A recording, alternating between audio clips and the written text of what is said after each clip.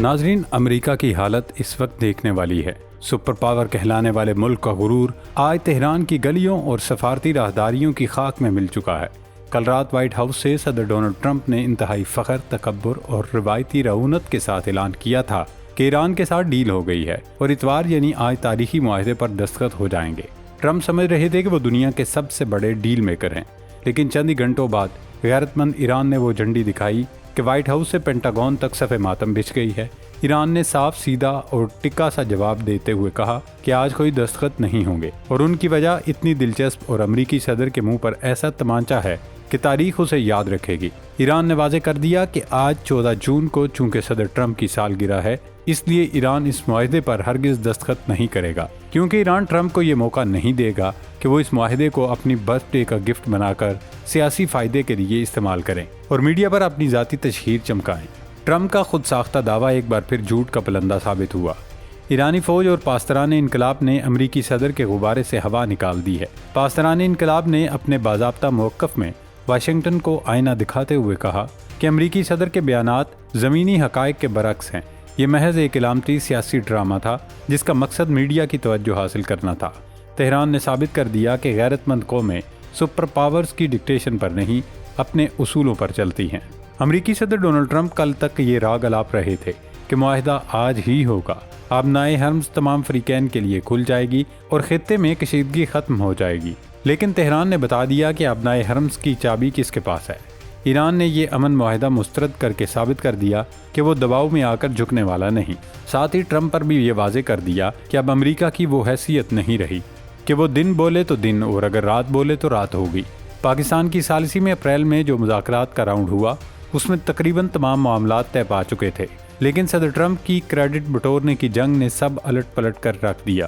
اس وقت ایرانی مذاکراتی ٹیم مکمل اختیار کے ساتھ پاکستان آئی تھی، لیکن اس اچانک نائب امریکی صدر جے ڈی وینس میڈیا سے گفتگو کر کے جہاز پر چڑھے اور نکل لیے۔ اس سے ایرانی وفد کو خاصی سبکی کا سامنا کرنا پڑا، اور یہی وجہ ہے کہ اب جیسے ہی ٹرمپ نے کل اعلان کیا کہ آج معاہدہ ہو جائے گا، ایران میں مذاکراتی وفد کے لیے زمین تنگ ہو گئی۔ دارالحکومت تہران میں عوامی غیظ و غضب دیکھنے والا تھا۔ ہزاروں افراد تہران کی سڑکوں پر نکل آئے۔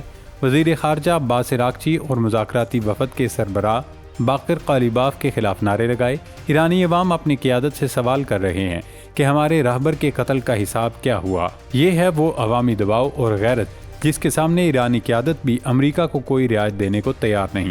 دوستو، اس خبر کے سامنے آتے ہی سرحد پار بھارت میں شادیانے بجائے جا رہے ہیں۔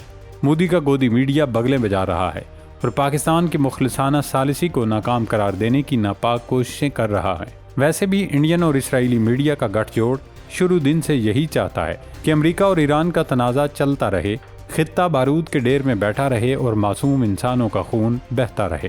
اسرائیلی وزیر اعظم نیتن یاہو بھی دن رات اس کوشش میں لگے تھے کہ کسی طرح یہ معاہدہ سبوتاژ ہو جائے۔ خیر جناب، بھارت اور اسرائیل کو یہ سمجھنا چاہیے کہ کبھی بھی ثالث کی شکست نہیں ہوتی۔ پاکستان نے وہ تاریخی کام کر دکھایا جو دنیا کی کوئی بڑی طاقت نہ کر سکی۔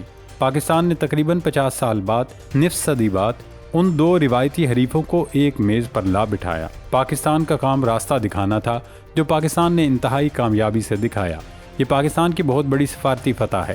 آج نہیں تو کل امریکہ اور ایران میں معاہدہ ہو کر رہے گا، کیونکہ امریکہ جانتا ہے کہ وہ ایران سے جنگ نہیں جیت سکتا۔ لیکن آج کی سب سے بڑی سچائی یہی ہے کہ امریکہ کو اس کے اپنے ہی جال میں ایران نے جکڑ دیا ہے۔ ٹرمپ کی سالگرہ کا جشن پھیکا پڑ چکا ہے، وائٹ ہاؤس کا غرور پاش پاش ہے، اور ایران نے دنیا کو بتا دیا ہے کہ حقیقی خود مختاری کیا ہوتی ہے۔ امریکہ گھٹنوں کے بل جھک چکا ہے اور فتح کا پرچم تہران کے ہاتھ میں ہے۔ دوستو، اب دیکھنا یہ ہوگا کہ کیا امریکہ اب بھی ایران کے ساتھ برابری کی بنیاد پر مذاکرات کرے گا، یا پھر صدر ڈونلڈ ٹرمپ کی جھوٹی انا خطے کو کسی نئی تباہی کی طرف دھکیلے گی۔ ناظرین، اب یہ بات کسی سے ڈھکی چھپی نہیں کہ آیت اللہ خامنئی کی شہادت کے بعد ایران میں دو گروہ کھل کر آمنے سامنے آ گئے ہیں۔ ایک طرف مذاکرات کرنے والی سیاسی قیادت ہے تو دوسری جانب ڈیپ اسٹیٹ جس میں ایرانی فوج اور پاسداران انقلاب شامل ہے۔ ان دونوں میں کھینچا تانی کافی عرصے سے چل رہی ہے۔ اب جیسے ہی ٹرمپ کی جانب سے معاہدے پر دستخط کا اعلان ہوا تو ڈیپ اسٹیٹ یا قدامت پسندوں کی نمائندگی کرنے والے ہزاروں افراد سڑکوں پر نکل آئے۔ دلچسپ صورتحال یہ تھی کہ اس احتجاج کو فارس نیوز ایجنسی نے خوب کوریج دی، اور یہ بات پوری دنیا جانتی ہے کہ فارس نیوز ایجنسی پاسداران انقلاب کی ترجمان ہے۔ مظاہرین کی جانب سے لگائے جانے والے نعروں میں حیران کن طور پر یہ نعرہ بھی شامل تھا کہ یہ معاہدہ ایران کے مفاد میں نہیں اور یہ تہران کو ابنائے حرمز میں حاصل برتری کم کر دے گا۔ اس کے علاوہ آج صبح ایران میں شائع ہونے والے اخبارات کے صفحہ اول پر واشنگٹن اور تہران کے درمیان جنگ کے خاتمے کے لیے ایک مجوزہ معاہدے پر دستخط کی خبریں نمایاں رہیں۔ کیہان اخبار میں اس متعلق شائع ہونے والی خبر کی ہیڈ لائنز کچھ یوں تھی: جنگ میں ملی جیت کو ایک خراب معاہدے سے شکست میں نہ بدلیں۔ کیہان اخبار نے سوال اٹھایا کہ امریکہ کے ساتھ مجوزہ معاہدے میں ابنائے حرمز کے انتظام، جنگ میں ہونے والے نقصان کا معاوضہ، خطے سے امریکی انخلاء اور تمام محاذوں پر جنگ کے خاتمے کے متعلق معاہدے میں کیا طے پایا ہے۔ البتہ ایران کے سرکاری اخبار نے اپنی خبر میں لکھا کہ یہ قومی فیصلوں کی حمایت کا وقت ہے، لہٰذا سیاستدان، کارکن اور ارکان پارلیمان کی حمایت ضروری ہے۔ اعتماد اخبار نے اس پیش رفت کو خوش آئند قرار دیتے ہوئے کہا ہے کہ امید ہے کہ ایران اور امریکہ کے درمیان طے پانے والی مفاہمتی یادداشت سے جوہری معاملے پر مذاکرات، پابندیاں ہٹانے اور ایران کے منجمد اثاثوں کو جاری کرنے کی راہ ہموار ہوگی۔ ایرانی پارلیمان کے اسپیکر محمد باقر قالیباف کی سیاسی تحریک کے نزدیک سمجھے جانے والے اخبار صبح امروز کی شاہ سرخی تھی کہ اتحاد کو توڑنے کی کوشش کرنے والے اپنے کام پر لگ گئے ہیں۔ اگر مجموعی طور پر دیکھا جائے تو ایرانی میڈیا نے معاہدے پر زور دیا ہے، کیونکہ اب ایران کے عوام بھی امن چاہتے ہیں، لیکن وہ امن اپنی قومی غیرت، سلامتی، سالمیت اور خود مختاری کی قیمت پر نہیں چاہتے۔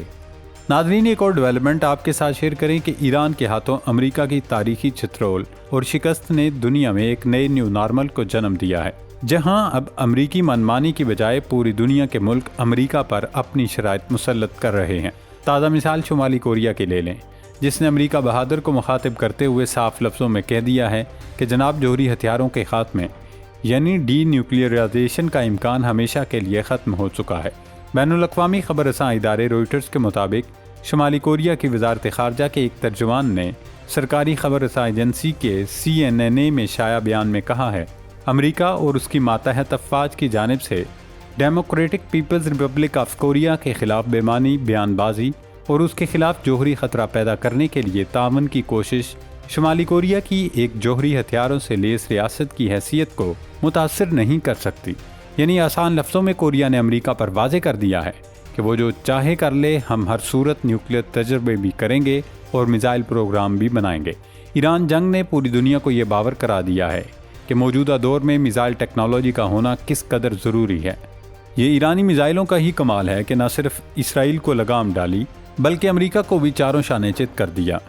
ناظرین، تہران کی سڑکوں سے لے کر واشنگٹن کے ایوانوں تک اور کوریا کے ساحلوں سے لے کر آبنائے حرمز کے پانیوں تک پھیلی یہ صورتحال محض ایک معاہدے کا تعطل نہیں، بلکہ یہ 21ویں صدی کے نئے عالمی نظام نیو ورلڈ آرڈر کا نقطۂ آغاز ہے۔ اب دنیا میں صرف امریکہ ہی سپر پاور نہیں رہا، جہاں اس کی ڈکٹیشن ہی حرف آخر ہوا کرتی تھی۔ سفارتی اور اسٹریٹجک نقطۂ نظر سے دیکھا جائے تو اس پورے منظر نامے سے 3 بڑے حقائق کھل کر سامنے آتے ہیں۔ پہلا، اندرونی دباؤ اور قومی خود مختاری کا توازن۔ کسی بھی ریاست کی خارجہ پالیسی اب بند کمروں کے فیصلوں یا عالمی دباؤ کے تحت طے نہیں ہو سکتی۔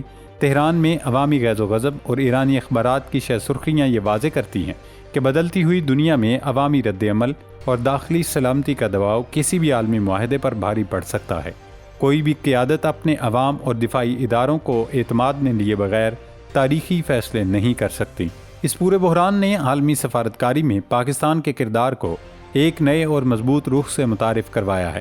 نصف صدی کی دشمنی کو ایک میز پر لانا یہ ثابت کرتا ہے کہ مستقبل کے جیو پولیٹیکل توازن میں اسلام آباد کو نظر انداز کرنا اب ممکن نہیں رہا۔ یہ ایک ایسی برتری ہے جو خطے میں طاقت کے توازن کو تبدیل کرنے کی صلاحیت رکھتی ہے۔ دوستو، شمالی کوریا کا حالیہ جارحانہ بیان اور ایران کا سخت موقف یہ ظاہر کرتا ہے کہ اب عالمی سیاست میں طاقت کا محور مغربی منمانی سے شفٹ ہو کر دفاعی خود انحصاری کی طرف منتقل ہو چکا ہے۔ موجودہ دور نے یہ ثابت کر دیا ہے کہ مضبوط دفاع اور جدید ترین میزائل ٹیکنالوجی ہی وہ واحد زبان ہے جسے عالمی قوتیں سمجھتی ہیں، اور یہی وہ طاقت ہے جو کسی بھی ملک کی خارجہ پالیسی کو برابری کی بنیاد پر استوار کرتی ہے۔ اب گیند واشنگٹن کے کورٹ میں ہے کہ کیا وہ بدلتی ہوئی دنیا کے نئے قوانین اور تہران کے اس کڑے امتحان کو تسلیم کرتے ہوئے برابری کی سطح پر مذاکرات کو آگے بڑھاتا ہے، یا پھر روایتی انا اور سیاسی ضد پورے خطے کو کسی نئے تصادم کی طرف دھکیل دے گی۔ اللہ رب العزت ہم سب کا حامی و ناصر ہو۔ کل تک کے لیے اجازت دیجیے، اللہ حافظ۔